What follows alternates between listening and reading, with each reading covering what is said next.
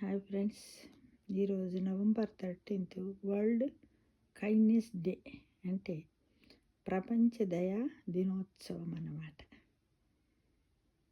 Kindness day, world kindness day అంటే దయ అంటే కంటికి కనిపించని ఆభరణం. ఎదుటి మనిషిలో మనల్ని దైవంగా నిలిపే భావం, దాన్నే దయ అంటారు. చాలామంది అంటారు కదా, జీవకోటి మీద అందరి మీద కరుణ దయ కలిగి ఉండాలి అని అంటారు కదా. అంటే అది ఒక ఆభరణం లాంటిది. ఇది అందరికీ సాధ్యం కాదు. సాధ్యమైన వాళ్ళు దాన్ని ఎదుటి మనిషిలో దైవంగా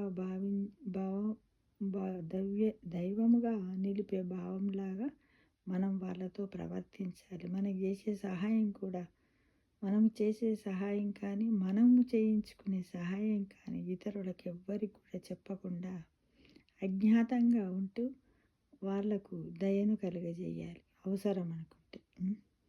కాబట్టి అందరినీ కూడా, అంటే 84 కోట్ల జీవరాశులందు కూడా మనము దయను కలిగి ఉండాలని పరమాత్మ చెప్పాడు. ఆ దయ ఉంటేనే మనం సంతోషంగా ఉంటాము. మనకు కూడా ఎలాంటి బాధలు రావు. ఇహలోకంలో కానీ పరలోకంలో కానీ సుఖం సంప్రాప్తిస్తుందని మనకు గురువులు, పెద్దలు, చాలామంది ఋషులు మనకు తెలియజేశారు మిత్రమా.